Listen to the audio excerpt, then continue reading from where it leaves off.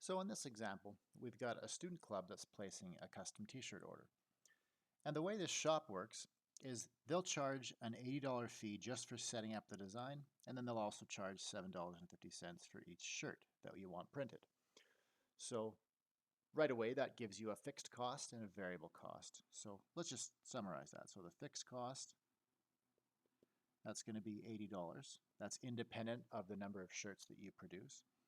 And the variable cost, well, that's going to be $7.50 multiplied by however many shirts you produce. And I kind of just glazed over the instructions here. What are we actually asked to do? Find the total cost if they order Q shirts. So if Q is the number of shirts that you're ordering, your variable cost is just going to be $7.50 multiplied by Q. Okay, and for that, now you can write down the total cost. Let's use the cost function notation. So cost as a function of Q. I'll just do a reminder here. This is the total cost, but just expressed as a function of Q. Okay, so we've got our what's the total cost again? It's the sum of your fixed cost and your variable cost. So we're going to have 80 plus 750 multiplied by Q. And so that is the total cost of ordering Q shirts. Okay, so the next part here says if the club orders 16 shirts and sells them for $20 each, find the total profit. Okay, well let's break this up into parts. Okay, and this will give us a chance to practice using the terminology from this section. So let's start with some more fundamental ideas that don't depend on other things, like how about revenue? And what I'll do is I'll write this down to indicate that I'm about to work on revenue. But rather than writing revenue as a word inside of an equation, because that's something we're going to want to stop doing, let's actually practice using function notation. So I'll use capital R for revenue, and then revenue is a function of Q, right? Because of course, the more shirts you sell, the more revenue you're going to generate. So in general, your revenue is given by, well, what?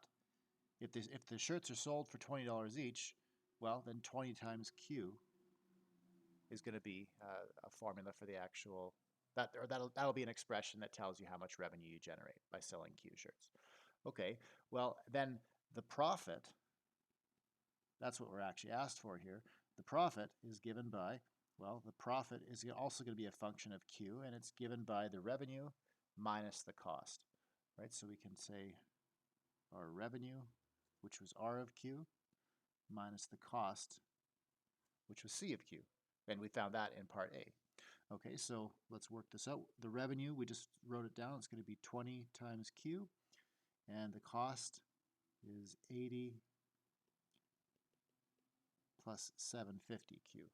So if you simplify that and clean it up, you're going to end up getting 20Q minus 80 minus 750Q. And if you combine your like terms, well, you'll have 1250Q minus 80. Okay, so, well, what are we actually asked for though? We're asked to find the total profit in this specific case where the club sells 16 shirts. Okay, so what we want now, because what we've done is we've just set up the profit function to tell you what the profit will be for an arbitrary number of shirts sold, which is labeled as Q. So we want to plug in Q is equal to 16. So that's what we're actually going to generate for profit. So P of 16 is going to be, well, what do you get if you plug 16 in for Q over here? You're going to have 12.50 multiplied by 16 minus 80. So what does that give you? That ends up working out. If you plug it into your calculator, you end up getting 120. So that tells you what the total profit will be. Let's answer that in a sense. The total profit will be $120.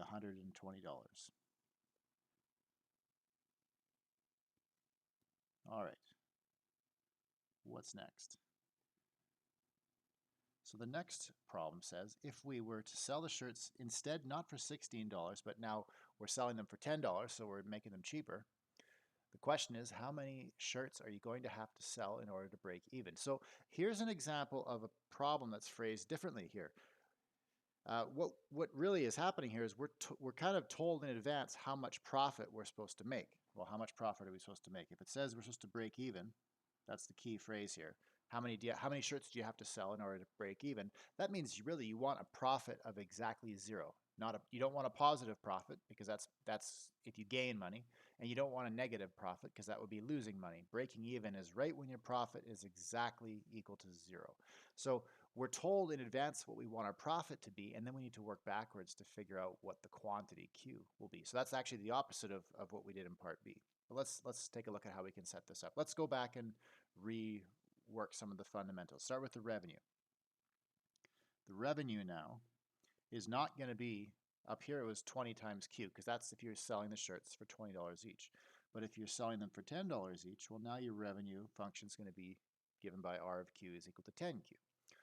Okay, so now we can recalculate our profit function, which is going to look a little bit different now.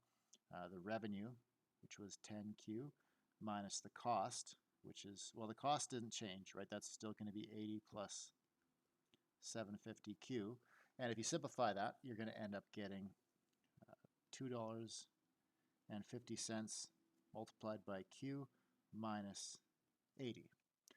Right, so because if you distribute this negative into the brackets, you'll have 10Q minus 750Q. That's where the 250Q is coming from. Then you still have the minus 80 that's tagged on afterwards. So this is a function that'll tell you what the total profit is. If you have to tell the function what the quantity of shirts you're going to sell is going to be, though. But the problem is we don't know that, right? We're trying to figure out what would Q have to be in order for the profit to be zero. So how are we going to answer that question? Well, we can just solve this equation. We want to solve the equation P of Q equals 0. Let me add an annotation here. This is what it means to break even. That's important here.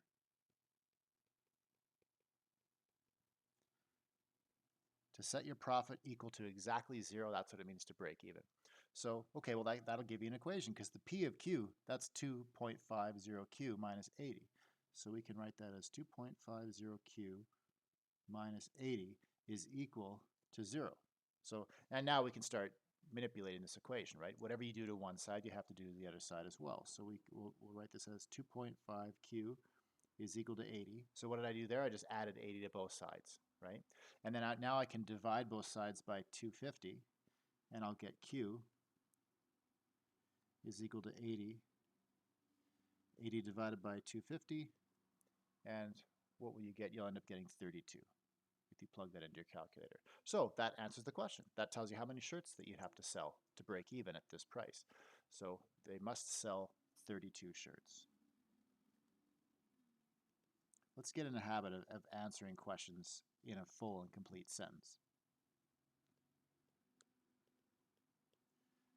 Because generally that's your goal. Your goal is to answer the question in such a way that your boss or whoever asked you this question, they don't want you to hand them a page full of calculations and say, "Here, I figured it out," and then they have to have them look through all of your work one line at a time. That's not what they want. They just want the answer, and they want it clear and concise, right? So that's in lining yourself up with that principle, just get in the habit of answering the question, not only in a complete sentence, but also use the language that it was asked in. And then if someone wants to read your work afterwards, they can. And in the case of submitting work to me, I will want to read your work, but I want to see the answer first and foremost. So that's why you'll answer in a complete sentence and stay in the habit of putting these boxes around your answers. Right? Okay, so this is a specific case of a more general idea. So just to recap, what was the point of this example? Well, we wanted to figure out how many shirts we'd have to sell in order to break even. The key idea here is we wanted to break even, so we set the profit equal to 0, and that gave us an equation to solve. So in general, that's called a break-even quantity. This quantity of 32 shirts that we found, that's called a break-even quantity. So, and what does that mean? It means just a level of production that results in the profit being equal to 0, which when will the profit be equal to 0? It means that what that really means is that your total revenue and your total costs are the same. That's what it really means to break even, right? And that's equivalent to saying that the profit is equal to 0, which I'll mention that in a moment. But if for some chance you're able to write your revenue as a function of Q, like we did up here, and then let's say you're also able to write your total cost as a function of Q, like we have up here, then this really is equivalent to the equation R of Q is equal to C of Q. You're setting your revenue equal to your cost. Okay, but and I already mentioned this, but let's make sure it's absolutely clear. Saying that the revenue and costs are the same, that's the same as saying that your total profit is equal to 0. Okay, and we already said this, but just a reminder, that's why we wanted to solve this equation. P of Q is equal to 0 in the previous example.